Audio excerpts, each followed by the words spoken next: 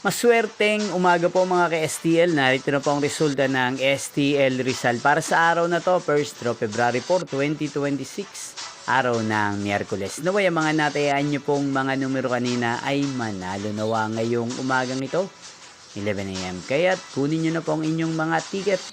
Narito na po ang resulta. Ang mga numerong nanalo sa STL Rizal ngayong umagang ito, February 4, 2026, 11 AM. First draw result, 31 at 31 or Pompiang 31. Again, 31 at 31. At ngayong umagang ito sa STL Rizal, atin pong i-shoutout si Ate Leonie ng Rizal. Shoutout po sa inyo, Ate Leonie. Sana po ay nasa maayos kayong kalagayan.